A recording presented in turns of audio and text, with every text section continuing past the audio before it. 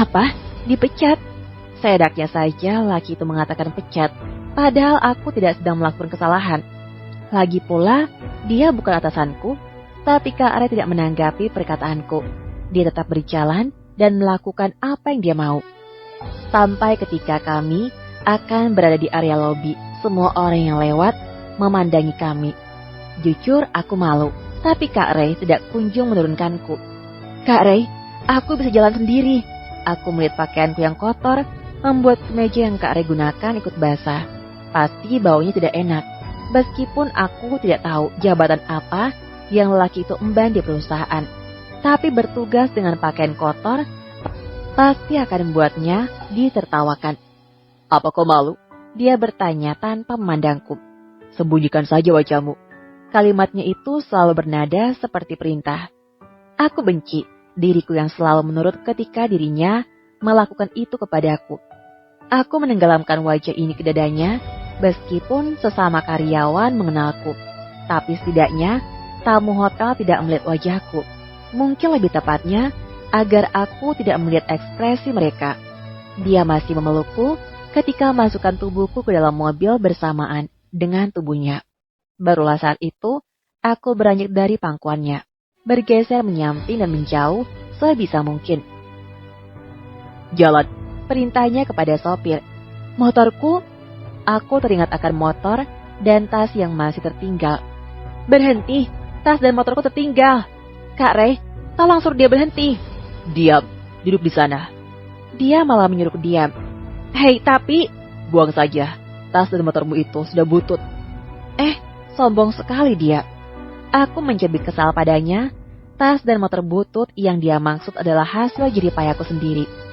Aku telah lama menyisihkan uang demi membeli barang-barang itu. Sikapnya semakin aneh setiap hari. Mobil itu pun melaju yang entah kemana akan bawa kami. Tidak ada percakapan selama di perjalanan. Sesungguhnya aku masih marah. Entah mengapa, beberapa hari ini dia menghilang tanpa kabar. Dan hari ini tiba-tiba muncul seperti hantu. Lelaki itu selalu tahu di mana aku berada. Berbeda denganku yang sama sekali tidak tahu apa-apa tentangnya. Aku merasa arah perjalanan kami tidak ke hotel di mana tempatku tinggal, melainkan ke jalan lain menuju ke perumahan elit menengah ke atas yang di dekat lapangan golf. Lanskap di kanan kiri, jalan terlihat begitu mewah. Bangunan modern berdiri tegap dinaungi pohon-pohon rindang pada bagian depannya serta bunga-bunga cantik dengan nuansa asri dan sejuk sejauh mata memandang. Sejujurnya aku belum pernah ke sini, akan tetapi aku sering melihatnya di televisi maupun media sosial akan keindahan dan super modernnya bangunan di sini. Tapi untuk apa Karya mengajakku ke sini? Aku hanya diam sambil mengamati. Tidak ada teguran sapa antara kami, sampai pada akhirnya mobil berhenti di depan sebuah rumah mewah berpagar kokoh tinggi menjulang. Pagar itu secara otomatis bergeser, membuat celah lebar dengan mobil yang kami tumpangi masuk ke dalamnya. Kak Ray, ini di mana? Akhirnya aku tak sanggup menahan diri untuk tidak bertanya ketika mobil berhenti tepat di depan pintu rumah mewah tersebut. Sopir membuka pintu untukku, sementara aku masih bingung harus melakukan apa. Ayolah, pakaianku kotor dan bau. Penampilanku begitu acak-acakan. Bagaimana bisa aku sanggup bertemu orang? Turunlah, bersihkan tubuhmu di dalam. Aku masih bingung akan perkataan Kak Ray. Bergeming dalam posisi yang sama, membiarkan Pak Sopir berdiri di samping mobil dengan tangan mempertahankan daun pintu agar terbuka. Ini rumah keluargaku. Mulutku ternganga. Bukan karena kaget jika keluarga Kak Ray memiliki rumah semewah ini. Namun, apa maksud Kak Ray membawaku ke sini? Kak Ray buka pintu sendiri tanpa menungguku turun dari mobil. Dia keluar terlebih dahulu, aku menyusulnya. Mengangguk kepada Pak Sopir yang mau membantuku membuka pintu. Segera mempercepat langkah, aku berusaha menyamai gerakan kaki Kak Ray agar tidak tertinggal. Pintu utama dibuka dari dalam, seorang berpakaian pelayan mengangguk ramah kepadaku, lalu mempersilakan masuk menggunakan isyarat tangan. antar di kamarku," Kak Ray berkata kepada pelayan wanita. Lalu pergi meninggalkanku. Sebenarnya ingin sekali aku memakinya karena terlalu acuh padaku. Tapi tentu aku tidak bisa melakukan hal itu. Ini adalah rumahnya. Dia pasti memiliki banyak wewenang yang absolut terhadap siapapun yang dikehendakinya. Aku menurut ketika pelayan wanita itu mengarahkanku ke kamar Kak Ray, menaiki satu persatu anak tangga dengan lapisan marmer yang terlihat sangat mahal. Aku berjalan hati-hati. Kamar Kak Ray berada di lantai 2 dan pelayan wanita membantuku membuka pintunya. "Silakan Nona, ini kamarnya." Aku mengangguk sembari mengucapkan terima kasih atas bantuan pelayan wanita itu. Kuhembuskan napas sekali sebelum airnya masuk ke dalam. Begitu tubuhku masuk ke kamar Kak Ray, nuansa maskulin langsung menyambutku. Ruangan itu didominasi warna gelap yang kontras dengan beberapa atribut putih. Beberapa pajangan gambar-gambar, abstrak dan lukisan ranting pohon berangga terpasang dengan cantik dan elegan. Bolham lampu yang dibuat menggantung sedikit ke bawah menambah nilai seni dari ruangan itu. Aroma essential oil yang berasal dari red dishwasher menguat, menyeruak di rongga hidungku. Aroma ini sangat khas dan begitu familiar, seperti wangi Kak Ray. Langkahku mengayun hati-hati dengan pandangan tertuju pada pintu kamar mandi. Ya, tentu saja, tujuanku datang kemari adalah untuk menumpang mandi, bukan yang lain. Berada di ruang mandi pria membuatku sedikit aneh. Kamar mandinya begitu bersih dan rapi. Aku tak menyangka jika Kak Ray adalah tipe pembersih. Tapi mengapa dia tak jijik terlihat sama sekali saat menggendongku dalam keadaan kotor? Wajahku tiba-tiba panas mengingat hal itu. Jantungku pun merasakan degupan misterius. Kuhembuskan napas berat demi menetralisir detak jantung yang mendadak bergejolak tanpa alasan. Aku memutarkan shower, mengaturnya dalam temperatur yang pas. Kulucuti satu persatu pakaian yang melekat pada tubuhku. Dentuman debit air yang menghantam kepalaku terasa bagaikan pijatan kecil, berasuk pori-pori kulit. Aku menjamkan mata, mengingat kejadian demi kejadian yang terjadi pada diriku. Dari awal kejadian, memilukan itu sampai aku di titik ini. Semua seakan seperti potongan film yang diputar ulang. Entah itu mimpi buruk atau ada rencana indah Tuhan yang sedang menantiku di ujung sana. Hampir 20 menit, aku membersihkan diri. Barulah aku sadar bahwa aku tidak membawa pakaian ganti. Bodoh, ceroboh. Aku memukul kepalaku sendiri. Seharusnya aku minta Kak Ray pakaian ganti sebelum mandi, bukan? Tapi aku justru dengan santainya masuk kamar mandi tanpa memikirkan hal ini. Bodoh, aku mengumpat diriku sendiri. Kulihat ada gantungan jubah handuk kering di sana. Paling tidak aku bisa menggunakannya sembari menunggu Kak Ray membawakan baju ganti untukku. Aku mengambilnya. Ukurannya sangat besar sehingga tubuhku tenggelam dalam balutan jubah handuk warna hitam legam tersebut. Rambut yang basah, kuusap menggunakan handuk kering.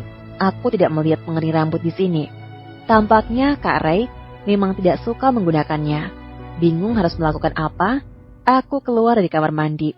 Memilih menunggu Kak Ray datang, mungkin dia sedang mencarikan aku pakaian. Kulirik lemari baju yang dirancang transparan di sisi kanan ruangan ini. Apakah aku boleh meminjam salah satu pakaiannya? Bagaimana kalau Kak Ray lupa membawakanku pakaian? Apakah aku akan seharian di ruangan ini? Mendadak aku gelisah. Kak Ray tidak bisa ditebak. Aku terkadang harus menjadi solusi sendiri atas tindakan yang absurd.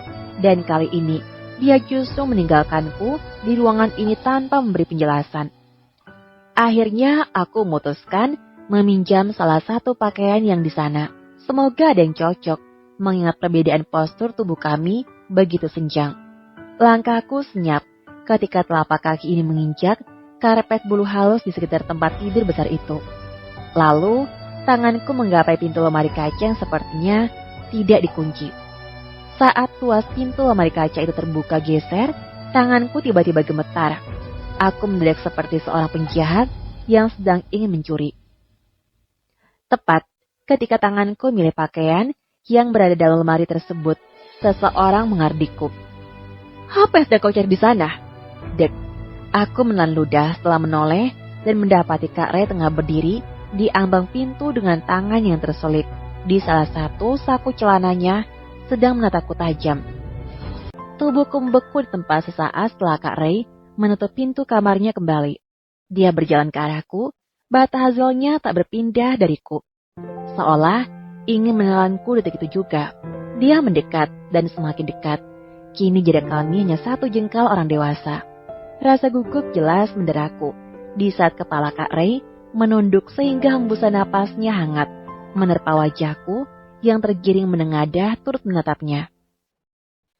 Apalagi sorot mata laki itu tak beralih sedikit pun dariku. Bahkan pandanganku seakan-akan telah dikunci olehnya. Tangan kanannya terulur menyentuh rambutku yang masih basah, lalu menyelipkannya di belakang telingaku. Perlahan, tangan itu turun mengusik di antara bahu dan leherku.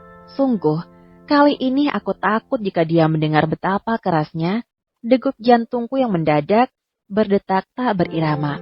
Dia semakin menunduk, mendekat kepadaku. Bodohnya aku sempat memejamkan mata ketika wajah Kak Ray begitu dekat denganku. Begapa lama sekali? Pertanyaannya membuatku mengerjap, menyadarkan diri dari tatapan matanya yang baru saja menghipnotisku. Dia menyentuhkan tangan ke daguku, lalu mengarahkan wajahku ke arah samping. Aku menunggumu sejak tadi. Pakaianmu di sana. Tangan kekar itu terlepas dari daguku. Aku mengangguk mengerti setelah melihat sebuah tas kertas yang terletak di atas meja kecil samping ranjang. Aku akan berganti pakaian. Kak Ray, keluarlah. Aku berkata gugup. Lelaki tampaknya bersikap biasa, sangat beda dengan tubuhku yang mendadak lemas tak bertenaga. Dia membalikkan badan, lalu berjalan pergi keluar dari kamarnya tanpa mengatakan satu kata pun kepadaku. Aku bernapas lega. Aku mengusap dadaku kemudian. Syukurlah, jantungku aman. Ucapku setelah mengembuskan napas kasar. Sebuah kaos putih lengan panjang dengan celana bahan katun yang anehnya begitu pas di badanku telah selesai kukenakan. Kak Ray ternyata tidak lupa menyiapkan pakaian dalam untukku. Entah dari mana dia bisa mengetahui ukuranku sampai-sampai semua yang dipersiapkan olehnya sangat sesuai dengan ukuran tubuhku. Setelah menyisir rambut dan memastikan penampilanku cukup rapi, barulah aku keluar dari kamar Kak Ray.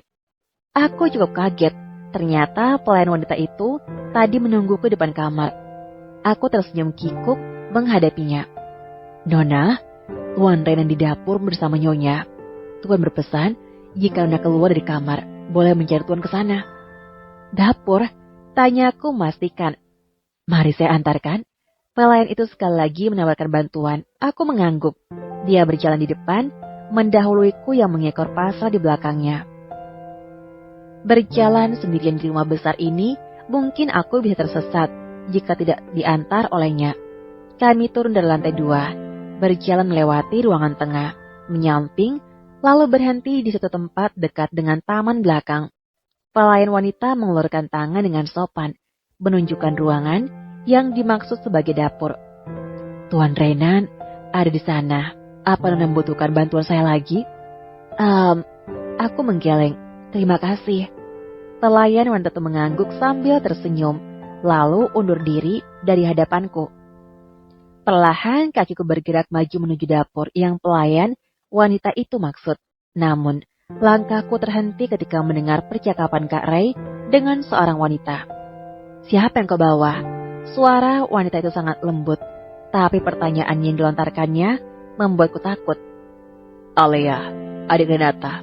Kak Ray menjawab singkat tanpa menutupinya.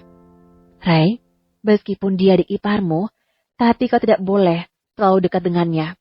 Bagaimanapun Rena pasti akan sakit hati jika mengetahui kedekatan kamu dengan adiknya sendiri. Detik itu juga rasa bersalah bergelayut di hatiku. Aku merasa menjadi seorang antagonis dalam bidik rumah tangga Kak Rena. Suasana menjadi senyap. Kak Ray tak langsung menjawab. Aku mencoba mendekat, mengintip sedikit pemandangan dalam dapur. Dan di sana, wanita parubaya yang wajahnya masih begitu cantik sedang menatap Kak Ray dengan sendu. Kak Ray menunduk. tampak sedang menimbang-nimbang jawaban apa yang harus dikatakan kepada wanita berkerudung itu. Rena sedang di luar kota. Dia akan sibuk 2 pekan ke depan. Dia tidak akan permasalahkan hal sekecil ini karena otaknya terlanjur terkuras dengan urusan pekerjaan. Jadi, Kak Rena sedang keluar kota. Apa Kak Rena mencariku di rumah? Mendadak perasaanku menjadi tidak enak. Kak Rena telah bekerja keras menghidupkan perusahaan keluarga. Tapi aku justru menikah dengan suaminya. Sudut hatiku merasakan sakit yang tidak bisa diterjemahkan. Aku ikut merasakan sedih untuk Kak Rena. Sayangnya, orang yang menjadi pihak ketiga dalam hubungan rumah tangga adalah aku, adiknya sendiri. Aku terlalu terbuai akan pikiranku sendiri, sehingga tak menyadari bahwa keberadaanku ternyata telah diketahui oleh mereka berdua. Alia, sejak kapan ada di sana? Tanya wanita parubaya itu setelah melihatku.